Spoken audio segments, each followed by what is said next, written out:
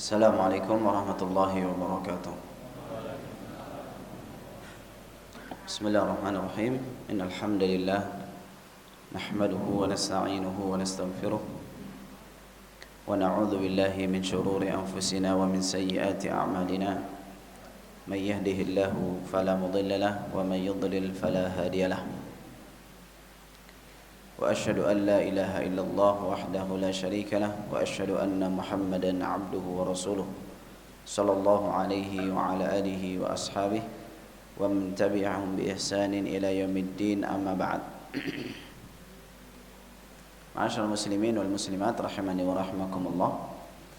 Alhamdulillah, pada kesempatan malam hari ini Allah Subhanahu wa taala kembali memberikan kemudahan kepada kita semuanya untuk bisa berkumpul di dalam pengajian rutin setiap Selasa malam Rabu untuk membahas kitab Al-Kabair, dosa-dosa besar, karya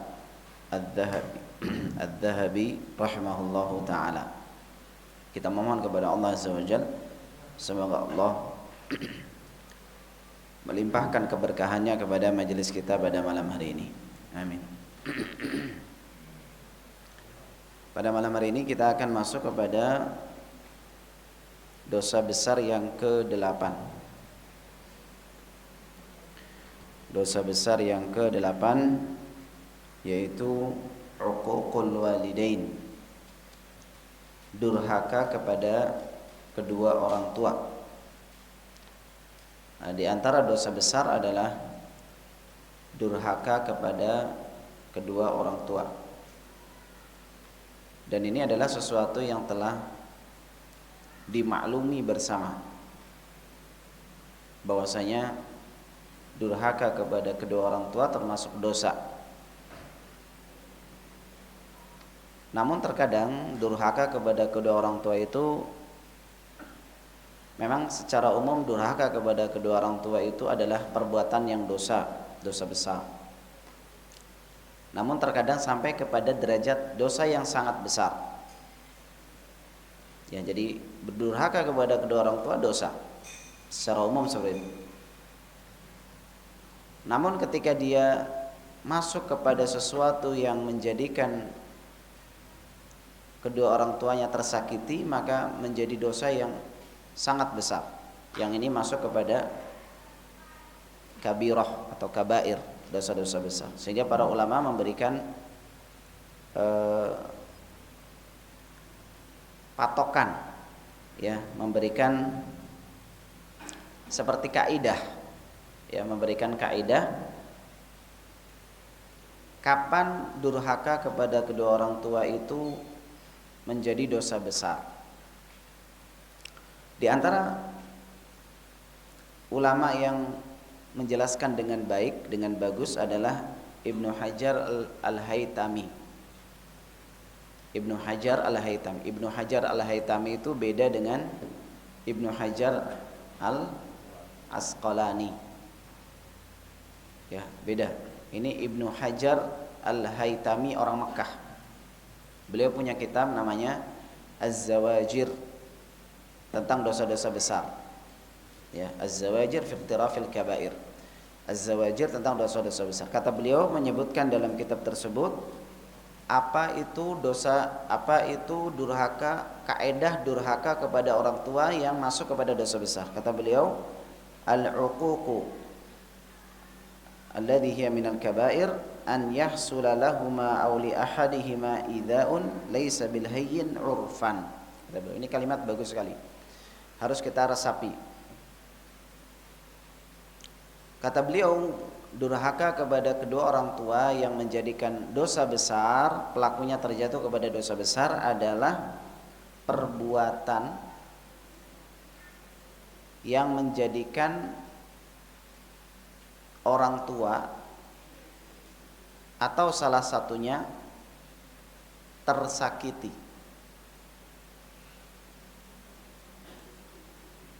Dengan sesuatu yang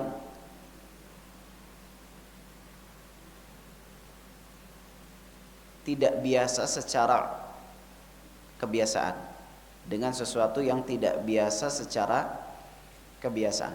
Saya ulangi, kaidah durhaka kepada kedua orang tua yang menjadikan pelakunya terjatuh kepada dosa besar adalah perbuatan yang dengannya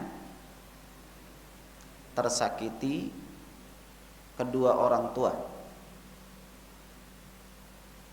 Perbuatan yang dengannya tersakiti kedua orang tua atau salah satunya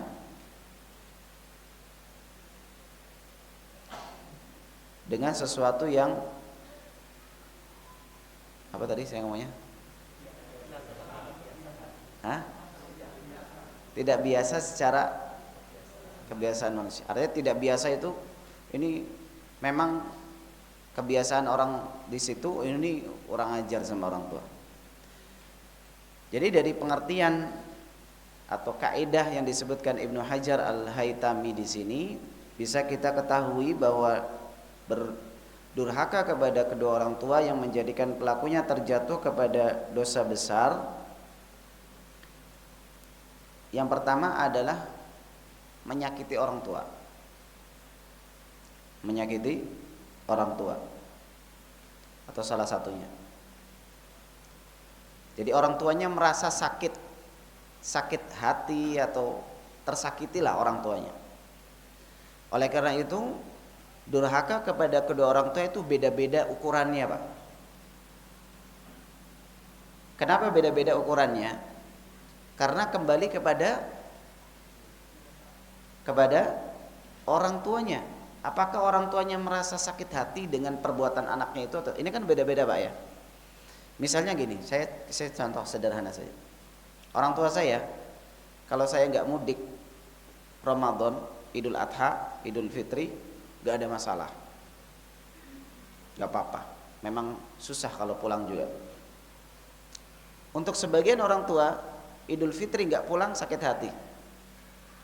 Itu dianggap sesuatu yang apa? Durhaka. Artinya menjadikan orang tuanya sakit hati. Kenapa kok anak saya Idul Fitri nggak datang? Nah maka di sini beda durhaka kepada bapak ibu saya dengan durhaka dengan bapak ibu antum itu beda. Bisa dipahami di sini? Jadi yang pertama dosa durhaka kepada orang tua yang menjadikan seorang terjatuh kepada dosa besar adalah menjadikan kedua orang tuanya merasa tersakiti. Maka ini harus tahu kita bagaimana orang tua kita, apakah dengan perbuatan ini tersakiti atau tidak. Kalau tersakiti maka dosa besar. Misalnya orang Solo lah ya. Orang Solo ini kan Masya Allah lembut-lembut ya. Kata istri saya sarapannya aja soto sukanya. Itu di Jakarta nggak ada sarapan soto, Pak.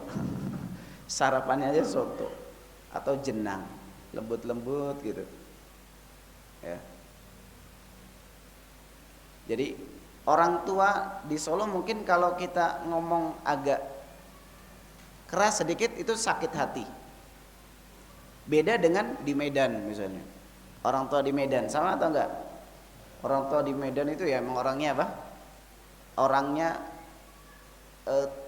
kalau ngomong itu to the point. Kalau orang sana merepet istilahnya. Tahu enggak, Pak? Orang Medan kalau ngomong marah-marah itu merepet. Itu udah biasa mereka. Tapi jangan disamakan hukumnya dengan di Solo. Ini yang pertama. Pokoknya kedua orang tua kapan merasa tersakiti oleh anaknya itu dosa besar. Ada ini beda-beda. Yang kedua,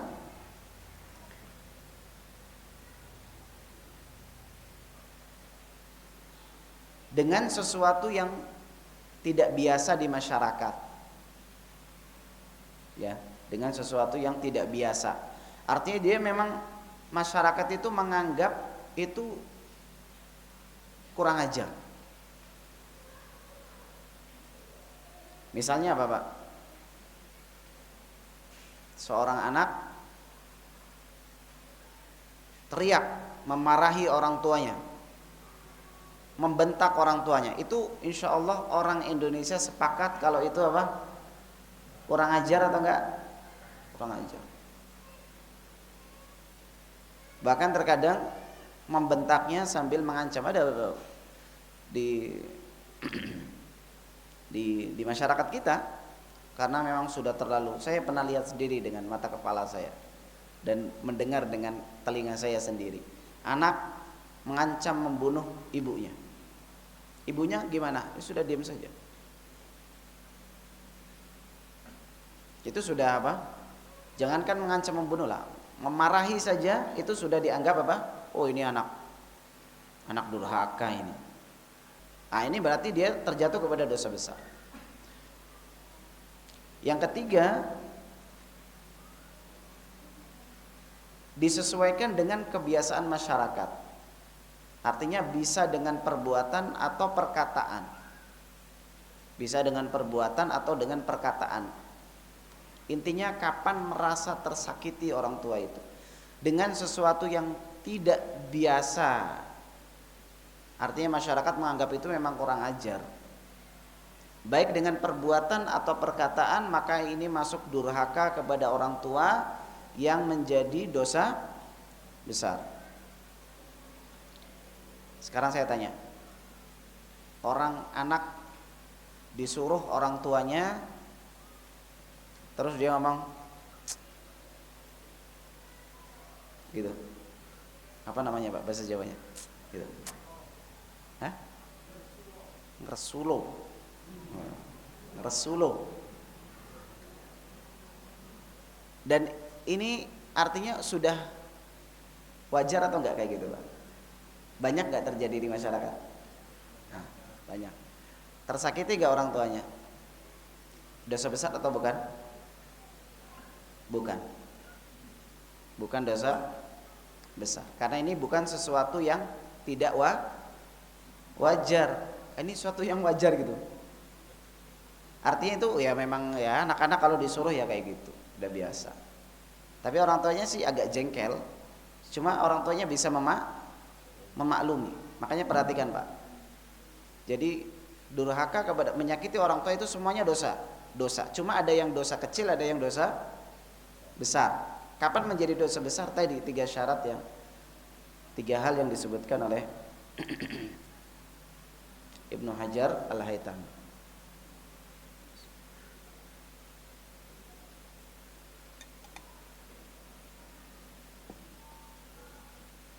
Apalagi sampai membuat menangis. Tapi tadi dikembalikan kepada apa? Sesuatu yang wajar atau tidak. Karena terkadang ada orang tua yang nangis karena anaknya gagal jadi penyanyi. Durhaka enggak? Enggak, malah bagus. Berarti orang tuanya yang tidak umum orang tuanya, ya kan? Ini orangnya yang tidak umum. Ya, itu enggak dianggap. Bukan sesuatu yang durhaka kepada kedua orang tua. Tapi kalau menjadikan mereka menangis karena tingkah laku anak yang bandel, ini durhaka. Ya, ini durhaka. Ya, dan masya Allah tidak ada yang menjadikan seorang anak itu berbakti kepada kedua orang tua kecuali karena alasan agama. Itu alasan paling kuat. Kalau anak punya agama, insya Allah dia akan berbakti kepada orang tuanya. Kalau anak punya agama, insya Allah. Ya, kita saksikan di kehidupan nyata orang-orang yang tidak beragama Islam itu mereka gampang sekali membentak orang tuanya, mengusir orang tuanya. Bahkan kebiasaan di Amerika itu kalau anak sudah umur 17 tahun itu keluar dari rumahnya dan kadang nggak pulang lagi. Sudah nggak ada urusan sama bapak sama ibunya. Dan itu menjadikan mereka sedih. Makanya kalau di orang barat 17 tahun itu dirayakan. Apa namanya? Sweet 17. Karena memang kalau 17 di sana bebas. Setelah itu keluar rumah. Bahkan nggak boleh di rumah, diusir kadang. Sudah nggak ada urusan sama orang tuanya lagi. Orang tuanya mau mati, mau kelaparan, mau nggak ada yang ngurusi, nggak ada urusan. Anaknya kaya saja sudah. Jadi Islam itu memang benar-benar agama yang menjadikan seorang itu menjadi baik, terutama kepada orang tuanya. Baik. Bisa dipahami Bapak Ibu sekalian? Ini apa? Kaidah di dalam menentukan durhaka kepada orang tua yang masuk menjadi dosa besar. Bisa dipahami ya? Jadi kita sekarang baca dari apa yang disebutkan oleh Adz-Dzahabi rahimahullah taala dari beberapa dalil. Yang pertama adalah surat Al-Isra ayat 23 dan 24. Allah Subhanahu wa taala mengatakan, "Wa qadha rabbuka alla ta'budu illa iyyahu wa bil walidaini ihsana." Dan Rabbmu telah memerintahkan supaya kamu jangan menyembah selain Dia, dan hendaklah kamu berbuat baik kepada ibu bapakmu dengan sebaik-baiknya. Imma yablughanna 'indakal kibara ahaduhuma aw kilahuma fala taqul lahumā uff. Jika salah seorang di antara keduanya atau kedua-duanya sampai berumur lanjut di dalam pemeliharaanmu, di dalam pengasuhanmu, maka sekali-kali janganlah kamu mengatakan kepada keduanya perkataan uff atau ah. Wala tanharhuma wa qul lahumā qawlan karīmā.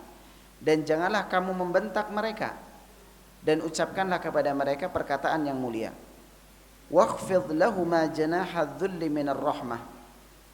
Dan rendahkanlah dirimu terhadap mereka berdua dengan penuh kasih sayang. Wa qur rabbirhamhuma kama rabbayani shaghira. Dan ucapkanlah, wahai Rabbku, kasihanilah mereka berdua sebagaimana mereka berdua telah mendidikku ketika aku kecil. Bapak Ibu sekalian rahimani wa rahimakumullah, di sini perintah Allah untuk berbuat sebaik-baiknya kepada orang tua. Wabil walidaini ihsana. Ihsanan di sini kalau dalam bahasa Arab dia penekanan, ya, namanya maf'ul mutlak, untuk menekankan. Jadi Allah perintahkan untuk berbuat baik kepada orang tua sebaik-baiknya. Jadi bukan berbuat baik saja, tapi berbuat sebaik-baiknya. Kemudian Allah Subhanahu wa taala menyebutkan keadaan yang biasanya menjadikan anak tidak berbuat baik kepada orang tua, yaitu kapan? Ketika orang tua sudah lanjut usia dan mereka dalam pemeliharaan kita. Artinya mereka itu hidup bersama kita, kita yang ngasih nafkah, mereka tinggal di rumah, atau kita yang tinggal di rumah mereka, namun mereka sudah tidak aktif lagi, tidak produktif lagi, dan kita yang memberikan nafkah. Allah Subhanahu wa taala tekankan ketika mereka sudah lanjut usia dan di bawah pengaturanmu, maka jangan katakan uff, jangan bentak mereka, dan ucapkanlah ucapan yang mulia. Ini sebagai penekanan juga, karena biasanya seorang anak kalau orang tuanya semakin tua tambah sabar apa tambah gak sabar?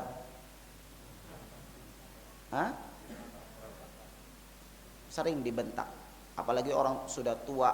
Kadang orang tua kita juga ujian, Pak. Bapak Ibu sekalian, orang tua kita tuh ujian kita, bukan ujian anak atau bukan? Kita sebagai ujian untuk mereka di waktu kita kecil, dan mereka ujian kita ketika mereka sudah lanjut usia. Ya, kadang kita dapati justru ibu dan bapak saya semakin tua kok semakin rewel. Rewelnya minta ampun. Ada yang bapaknya minta nikah lagi. Ada itu. Ibunya minta macem-macem, ngatur-ngatur, ya enggak? Ngatur-ngatur. Anak kita diatur-atur, kita juga dimarahin, ya. Itu ujian, semuanya ujian. Maka Allah tekankan, pada saat itu memang kamu terkadang merasa lebih lebih tinggi dari orang tua, karena kita sudah berpendidikan, penghasilannya lebih banyak. Orang tua sudah tidak produktif, tidak punya penghasilan, dia hidup bersama kita, ya. Terkadang anak itu merasa merasa lebih berjasa kepada orang tuanya, sehingga kadang mengucapkan kalimat yang bikin sakit. Udah, ibu sudah tua, diem aja lah. Ini kan rumah saya yang ngatur. Itu menyakiti orang tua enggak, Pak? Sangat menyakiti orang tua. Dan itu ujian sekali lagi Bapak Ibu sekalian yang masih punya orang tua, masih banyak nggak yang punya orang tua? Sepuh. Yang sepuh. Banyak-banyak di sini. Itu ujian. Tapi kalau sudah wafat kita baru menyesal. Ya, kalau sudah wafat kita baru menyesal. Kenapa dulu saya marah-marah? Padahal itu kan sebentar aja kok. Mereka paling hidup bersama kita 10 tahun, 20 tahun. Ya. Itu bukan sesuatu yang lama. Setelah wafat terkadang baru apa? Baru menyesal. Oh ya, saya salah. Kenapa saya enggak sabar pada saat itu? Kenapa saya enggak ini dan itu? Ya, makanya harus kita sadari bahwa Allah Subhanahu wa taala ketika memerintahkan kita berucap dengan ucapan yang mulia, Pak. Qaulan karima. Perkataan yang mulia. Perkataan mulia itu apa? Bukan hanya lafadznya yang bagus, bukan hanya pilihan katanya yang bagus, namun juga cara penyampaiannya bagus dan waktunya tepat.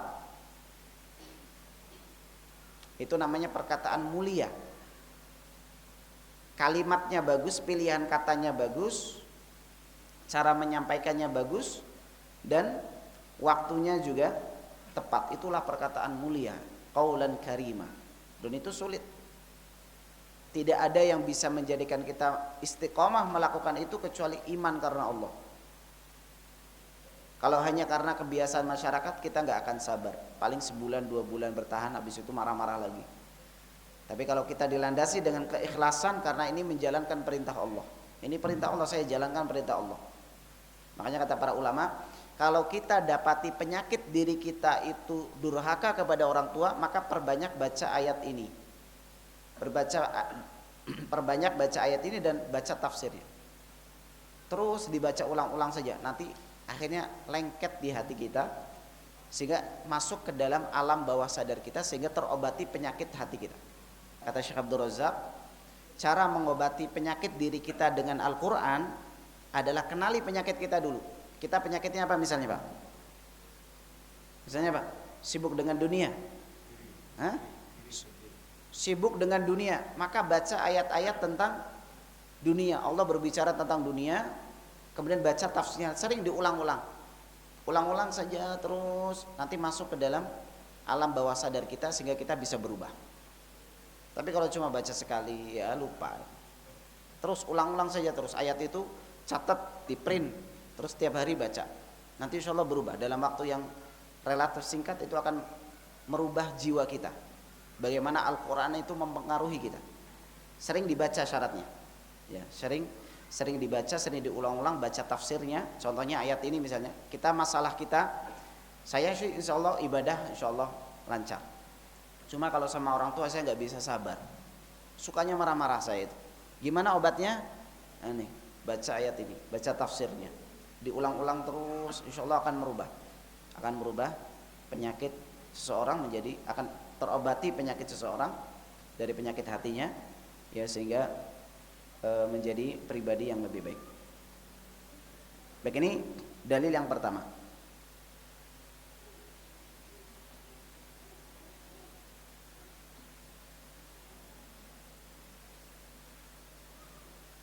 Baik, kita langsung loncat, Pak, ke halaman 66 paragraf paling akhir. Imam Bukhari dan Muslim meriwayatkan bahwa Rasulullah SAW bersabda, "Ala ukhbirukum bi akbaril kabair?" Maukah kalian aku kabarkan tentang dosa besar yang paling besar? Al-isyraku billah wa uququl walidain, yaitu mempersekutukan Allah dan mendurhakai kedua orang tua. Jadi di sini Nabi SAW menyebutkan bahwa durhaka kepada kedua orang tua adalah di antara dosa besar yang paling besar. Tadi durhaka yang kita sebutkan tadi, ya, menyakiti orang tua, ya, perbuatan yang menjadikan sesuatu yang menjadikan orang tua tersakiti dengan sesuatu yang tidak biasa di masyarakat, baik itu dengan perkataan atau perbuatan, maka itu masuk kepada dosa besar. Kalau tidak seperti itu maka masuknya dosa kecil.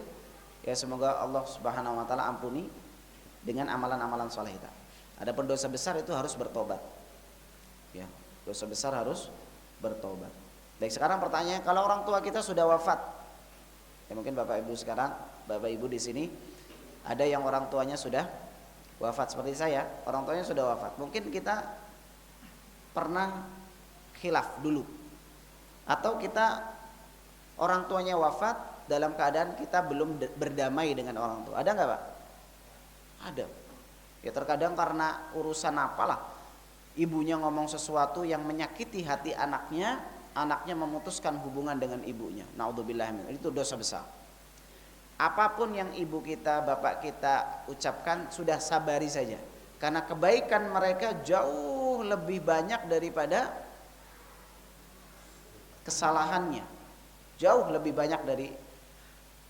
besar kebaikan mereka, jauh lebih besar daripada kesalahan mereka. Satu saja saya sebutkan kebaikan orang tua yang kita tidak akan bisa membalasnya, yaitu mereka menjadi sebab kita ada di dunia. Itu kebaikan atau bukan? Kebaikan. Kita bisa beramal soleh, kita bisa belajar, kita bisa beribadah, karena kita ada kan gitu. Kita ada dengan sebab siapa? Orang tua. Itu kita nggak bisa balas dengan apapun, kita nggak bisa balas. Itu kebaikan yang sangat besar, berjasa besar. Kita ada di sini, ada di dunia, sehingga kita bisa beramal. Itu nggak akan bisa terkalahkan dengan kesalahan-kesalahan mereka apapun. Meskipun orang tua kita musyrik, bukan muslim, kafir, tetap kita wajib berbakti kepada mereka. Masih wajib berbuat baik kepada kedua orang tua pada urusan-urusan duniawi. Nah, sekarang kalau mereka mati, sudah wafat, kita dulu pernah melakukan kesalahan, wafat masih berselisih dengan anak. Apakah bisa kita memperbaiki keadaan setelah mereka wafat? Jawabannya, kalau kesalahan itu pada diri kita, ya, kesalahan pada diri kita, artinya kita yang memutuskan, maka itu tidak bisa dihalalkan kecuali minta maaf. Dan itu sudah masih bisa atau tidak bisa? Sudah nggak bisa. Maka yang bisa dia lakukan adalah memperbanyak amal soleh dan mendoakan orang tuanya. Ada sebuah hadis, namun hadis ini diperselisihkan para ulama, sahih atau dhaif. Jadi ada salah seorang sahabat mengatakan, ya Rasulullah, hal baqiya alayya min birri walidayya ba'da wafatihima. Apakah masih bisa saya berbakti kepada orang tua saya ketika mereka sudah wafat? Maka Nabi SAW mengatakan, na'am, masih ada. Yang pertama, as-salatu alaihima. Yang pertama, mendoakan mereka. Yang kedua, wal istighfaru lahuma, memintakan ampun untuk mereka. Ya. Yang ketiga, wa infadhu wasiyatihima, menjalankan wasiat mereka. Ya. Kemudian wa infadhu ahdihima, dan menjalankan kebiasaan baik mereka. Kebiasaan baik misalnya gini.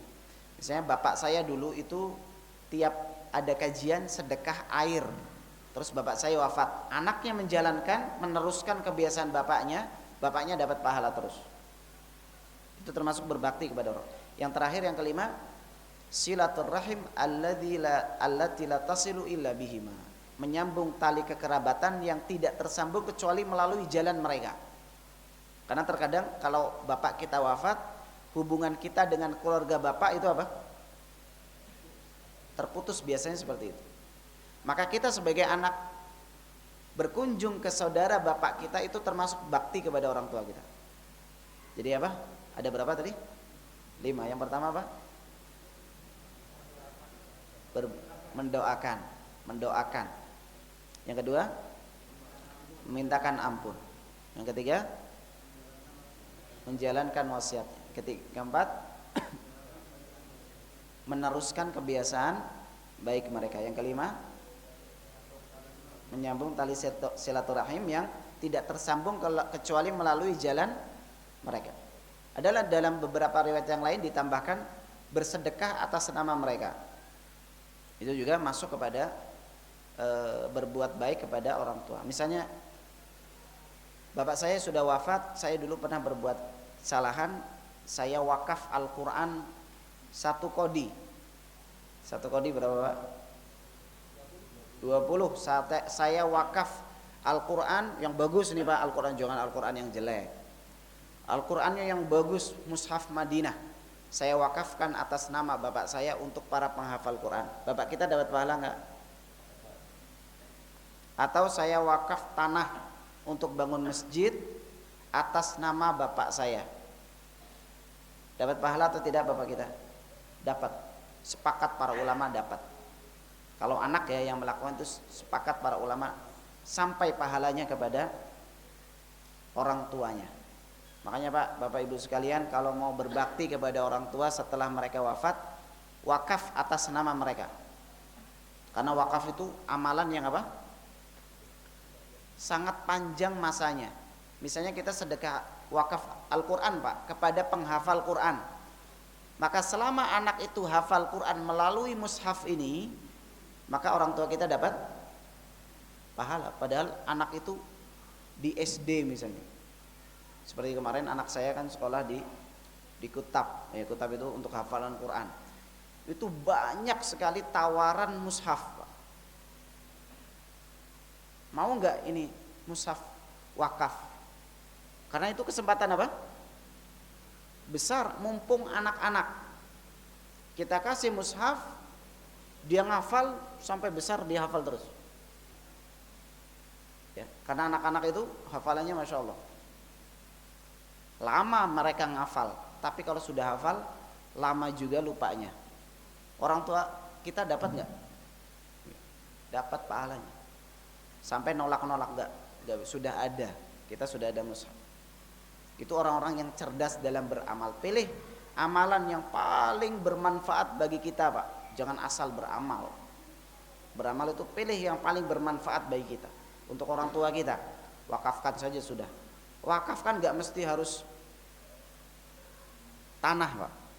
Barang itu bisa diwakafkan. Makanya dalam beberapa riwayat, tidaklah ada sahabat yang punya uang kecuali mereka wakaf. Itu kebiasaan para sahabat. Ya.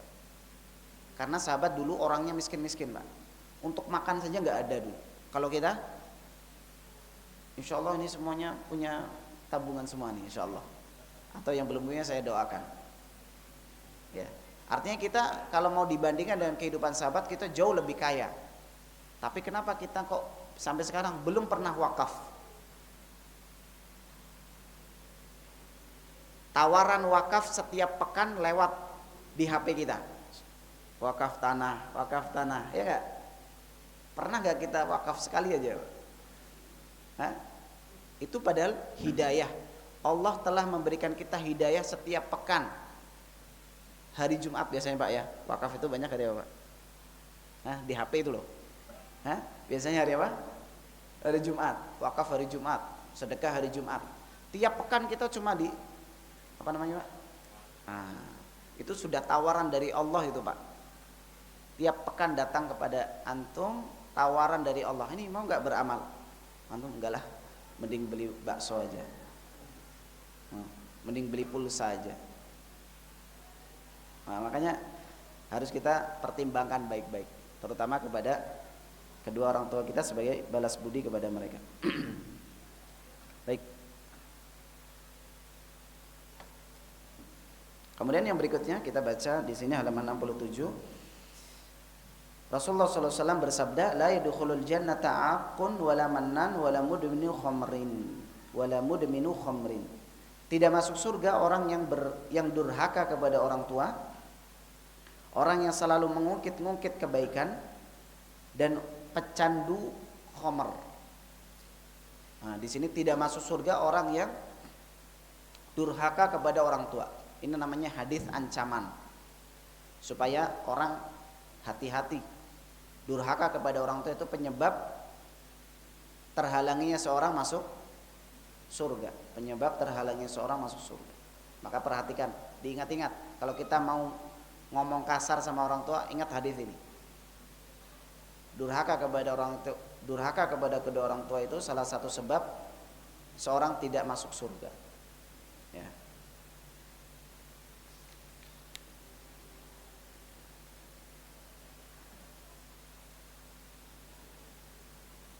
Baik. Kemudian kita lanjut ke halaman 70, Pak. Nabi SAW bersabda, "Thalathu da'awatin mustajabat la syakka fihinna." Ada 3 doa yang pasti terkabul. Tidak ada keraguan padanya. Yang pertama, da'watul mazlum, doa orang yang terzalimi. Yang kedua, wa da'watul musafir, doanya seorang yang sedang di dalam perjalanan.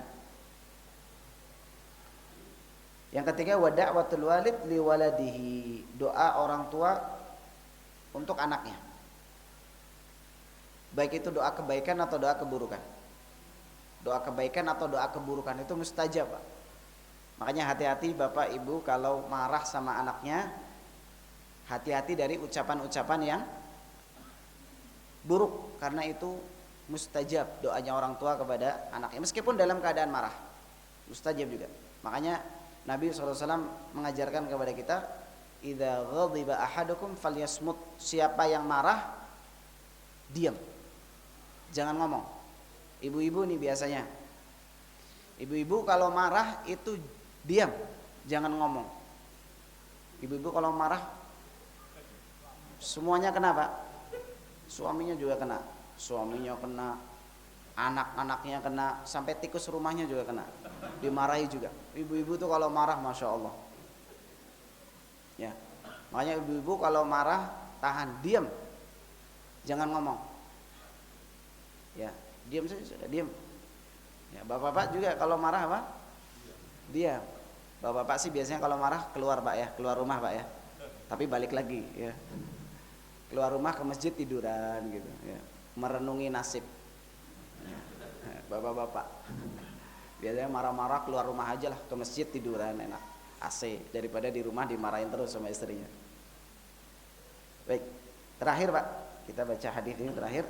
Al-khalatu bimanzilatil ya. Khalah atau saudara perempuan ibu itu sejajar dengan ibu. Artinya ini sebagai penutup, beliau ingin menjelaskan bahwa kalau ibu kita telah wafat, maka termasuk berbakti kepada ibu kita adalah berbakti kepada saudara ibu kita, baik itu bule, kalau bude atau bule, paham Pak? Al-khalah bimanzilatil saudari ibu itu sejajar dengan ibu. Artinya apa? Sejajar dalam kewajiban kita berbuat baik. Kadang ibu kita sudah wafat tapi masih punya adik perempuan gitu Pak, ya. Maka kita hubungkan sama dia, itu anggap sebagai ibu. Itu kedudukannya sama seperti ibu kita. Kita berbuat baik, kita ngasih uang, kita ngasih makanan, kita ngasih minuman, dan seterusnya. Ya. Nah, ini adalah apa? Sebagai penutup, bagaimana bukan hanya ibu saja, ternyata saudarinya ibu juga kita harus berbuat baik, ya, supaya kita mendapatkan kebaikan-kebaikan dan menjadi sebab dijadikannya seseorang itu berbakti kepada orang tuanya, yaitu dengan berbakti kepada saudari ibunya. Wallahu a'lam.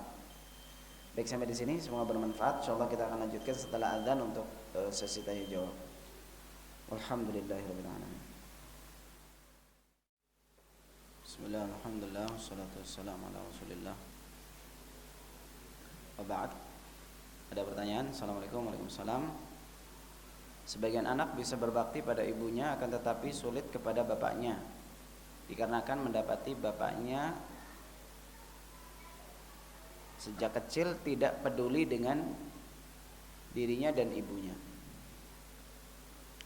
Baik, ini masuk kepada kesalahan orang tua, ya, orang tua yang tidak peduli kepada istri dan anak-anaknya, ini dosa.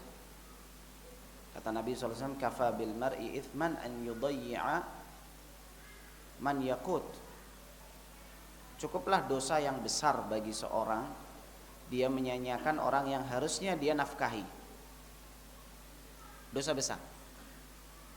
Tapi itu urusan bapaknya, itu kesalahan bapaknya. Adapun kewajiban kita dari seorang anak kepada orang tua adalah berbakti. Maka biarkanlah kalau bapak kita tidak memberikan hak kita, dia tidak menunaikan kewajiban dia kepada kita, kita tidak berikan hak yang harusnya kita terima, maka jangan sampai kita tidak menunaikan kewajiban kita kepada dia. Ya.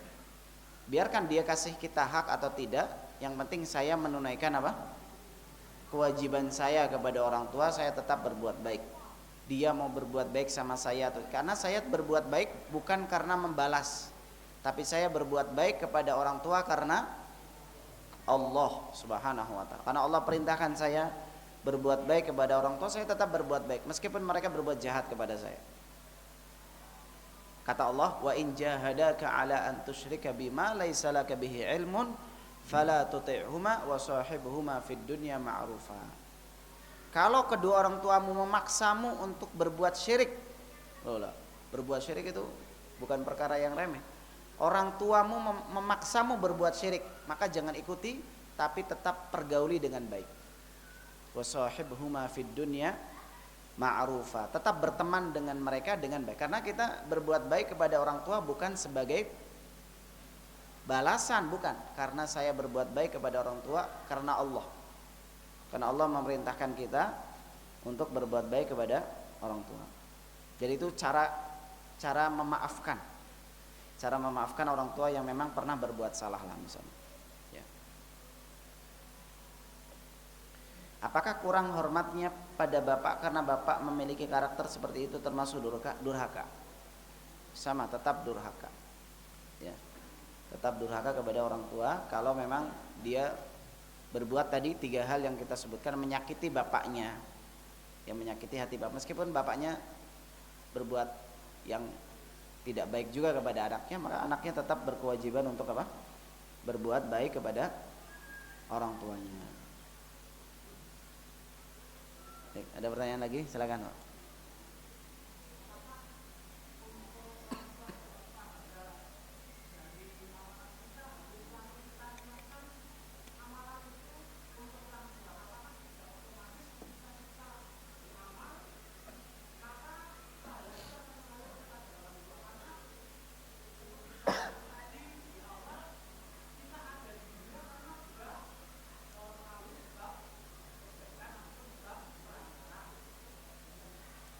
Baik, seorang anak yang beramal, apakah otomatis orang tuanya dapat pahala dari amalan anaknya? Para ulama membagi menjadi dua keadaan. Yang pertama, kalau orang tuanya menjadi sebab anaknya beramal itu. Contoh, bapaknya memasukkan anaknya ke pondok. Ini namanya bapaknya menjadikan sebab anaknya berbuat baik. Insya Allah di pondok berbuat baik, kebiasaan biasa nih. Maka amalan yang dilakukan anak ketika dia belajar di pondok, orang tuanya otomatis dapat. Karena apa? Orang tua menjadi sebab kebaikan yang dilakukan oleh anak. Dalilnya Nabi SAW mengatakan, ad-dalu 'alal khair falahu mithlu ajri fa'ilih. Orang yang menunjukkan kepada kebaikan itu mendapatkan pahala seperti orang yang melakukan. Adapun jika orang tua tidak menjadi sebab, orang tuanya nggak pernah nyuruh ngaji, orang tuanya nggak pernah ngajari ngaji, anaknya pergi sendiri, belajar sendiri, itu kata para ulama orang tuanya tidak dapat pahala, karena orang tuanya tidak menjadi apa? Sebab. Gitu, Pak.